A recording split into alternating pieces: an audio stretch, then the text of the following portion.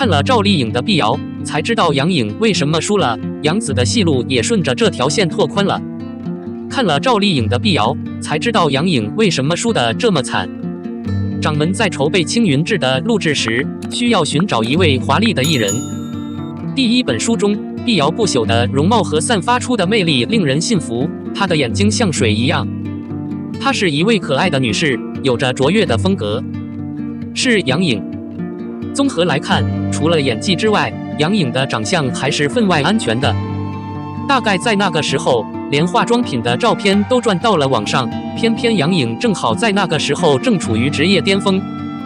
她最近和黄晓明结了婚，拍戏的安排也不少。所以因为坠机计划，杨颖不会演《青云志》，这也是赵丽颖落后的原因。赵丽颖当时还被规定参加聚会。看到赵丽颖那双炯炯有神的大眼睛，掌门瞬间就选了她演碧瑶。尽管如此，赵丽颖在演《万花千骨》之后名声大振，手上也积攒了不少好书。暗战、老九门和胭脂无疑是被安排上场的。首领除了投降别无选择，但此时郭富城正在拍摄《秘密冲突》，战乱中受了伤，预计可以休息一段时间。赵丽颖又是1个月的坑，所以青云之首领马上来到了入口处。果然那个时候赵丽颖扮演了碧瑶的角色。要不是杨紫一开始就没有把青云之弄到手，恐怕她现在已经从娱乐圈消失了。事实上，制作人问杨紫的时候，明星不是酷酷的陆雪琪，而是狡猾而精彩的周晓欢。综合考虑，当时所有人都被她的小雪给看得眼花缭乱。大概在那个时候，杨紫也觉得自己的性格或许更适合周晓欢，但看了几遍第一本书后，杨紫发现周晓欢以前的工作太沉闷了，她需要改变她自己独特的行事方式，掌控着青云之的工作。节目也需要自己过，所以院长给了她陆雪琪的工作。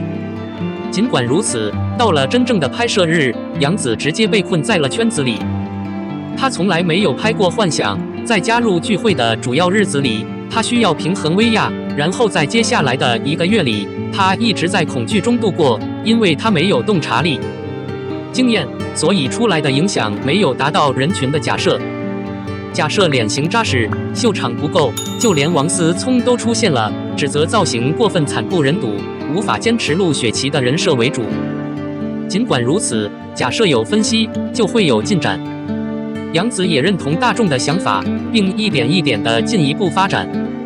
更何况，正是得到青云志的直接结果，杨紫的演艺圈拓宽了，《白蛇传说》香蜜也一点一点地获得了持续的影响力，让3个小家伙非常可用于电影和电视节目。从现在开始，它永远不会发生。就在青云志准备拍摄之际，迎来了大家熟知的王源、王俊凯、易烊千玺。这种设置现在完全难以完成。在剧中，王俊凯饰演年轻的林靖宇，童年的成长让他和大哥张小凡一起进入仙界。王源饰演男配小凡的青春期改编。用王源自己现在的话来说，也就是说，他年轻的时候长生不老的能力并不非凡，他才意识到自己会和师姐紧紧抱住薇娅一起四处张望。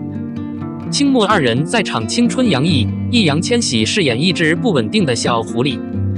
他的台词是全剧最多的，所以自从他参加聚会后，他就一直在述台词。除了任嘉伦对他很敬重之外，就连首领都说他以后会成为非凡的球员。虽说这3位年轻有为，但真的是去拍电视剧了。可是组里对他们的评价却很牛逼，李易峰甚至还生硬地说他们年纪大了。但是随着时间的推移进步，现在很难再看到3只小生物在同一个舞台上。02沉香如片的名声不断下降。目前著名的节目有多少你看过吗？连续从6月开始，影视剧市场迎来了小高潮。8、9月份是知名影视剧集结的时期。到目前为止，大部分作品总体上是杂乱无章的，而且有不同的主题，这是完成的各种人群的必需品。截至目前，将出现一个热门列表。对于最近传播的影视剧，大家都会给出一个相关的评分，传播率也会进行定位，让大家更自然地判断出哪部剧更出名。今年可以说是一个好节目的进步。沉香如片是一种不朽的古老人体模型表演，杨紫和程毅的颜值和演技都很好，所以这部剧一播出就送，高居榜首。杨紫当之无愧是当今最有名的艺人之一。随着她的进行，所有账户的传输数量都得到了保证。该节目在传播中的地位一直在下降，这主要受剧情影响。作为冠军杨紫的照片一下子就减少了很多，在这种仙侠剧里，她的古装打扮都太随便了。萤火虫仙子的功能最初是0.33女孩的身份，但她的妆容和服装却是第一女孩的，并接管了第二女孩的功能。该剧的认可度不减，在热播榜第1和第2位置交替上演。星光灿烂和月海看似是戏剧，但实际上他们讲述的是同一个故事。该剧让赵露思的事业更上一层楼。男主是吴磊，从小到大都是一个人。圈内的目标市场约会可能非常准确，表演能力很少获得可怕的评价。另外，显示器的剧情绝对让人印象深刻，所以这个显示器和沉香式的碎屑都想排在热播榜的巅峰1或2之内。名字，喜欢礼服剧的小伙伴们，今年算是算服了。今年的悬疑剧也是层出不穷。虽然胆小鬼的评价并不过分，但我总觉得这是一部被低估的作品。故事主要是曲折的。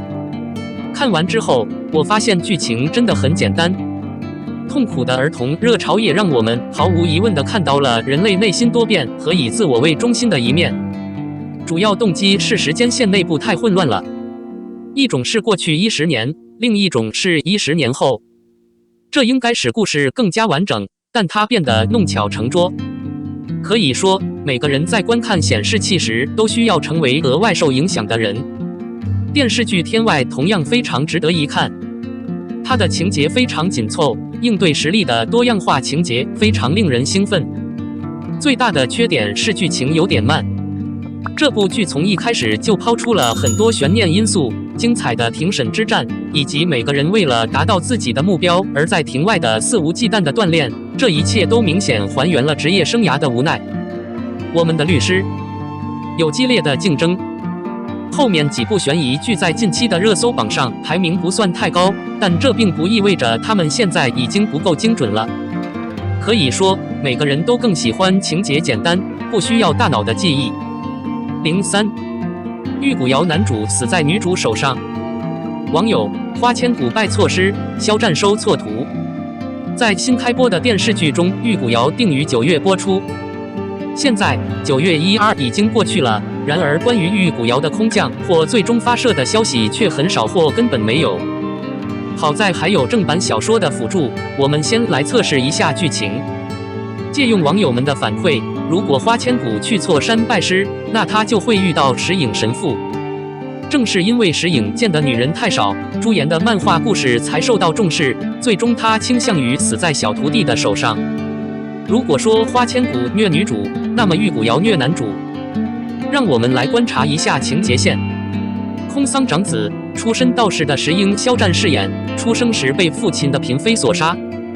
石英才华横溢，可观星辰，掌管国运。空桑王朝赤氏家族的顶峰朱颜任敏18岁时偶然进入帝王谷，遇到石英，石英通过神鸟之道成为最得意的人。1年后，朱燕奉其父之徒，派石英为师。石影和朱燕一起共度了4年。对石影来说，朱颜是他的救赎，虽然心里有情，石影还是选择在他成年的时候把朱颜送到国内。没想到回到国内后的朱颜，因为对在国内举办的婚礼不再满意，为了心中的爱慕人缘，选择了离开婚礼。朱颜为了躲开师傅重重的追问，谎称自己更喜欢师傅这样的人类。说话者没有目的，听者有目的。石英不能娶妻得圣旨，但是当你考虑到他们彼此喜欢时，石影打算退出这个功能，并为朱燕提供一个有效的身份证明。但在此之前，石影希望帮助空桑渡过难关。在石影的预测中，空桑的王国将面临因一条人鱼而亡国的威胁。在石影的调查中，杀人猿成为复兴军的首领，石影认为杀人猿成为了空桑乱局的补给。事实上，石颖2次刺杀了杀人源。第一次是查出朱颜最喜欢的人，第2次是解决了天谴。石颖一方面解决了空桑的烦恼，另一方面却发现自己爱错了人。没有信仰和亲人，石颖根本就没有生存的支撑。无奈之下，石颖为朱颜做了最后一件事。石颖不断刺激朱颜，甚至逼朱颜出杀招，死在自己带大的小徒弟手上，最终帮助朱颜完成了为情人报仇的目的。如今，很多童话之所以难出圈，是因为仅限于小情小爱，尤其是每个主角都自带复活铠甲，仿佛世界就是一个可以为他们小青牺牲的工具小爱。玉骨遥的失败也在这里。石颖死后，朱颜开始正式表达自己的感情，最终在高人的指点下，他将自己的生命与石颖绑在一起，成功复活了自己的爱人。至于杀人源，只是未来空桑王国乱局的一小部分，真正的出处其实是镜中双城中李易峰饰演的男主。事实上，石颖的复活有点像雪雕的延续。玉骨妖的结局可以在石颖死在朱颜之手的时候彻底结束。终极美学往往更感人，更能引起共鸣。当然，放弃结局并不理想。玉骨遥这次的重点是换个感情线，难怪网友调侃花千骨拜错师，石英收错徒弟。如果这2个人互换，3界就会太平。和世界的牺牲。今天的分享到此结束。如果您对此有任何不同的看法，欢迎在评论区留言。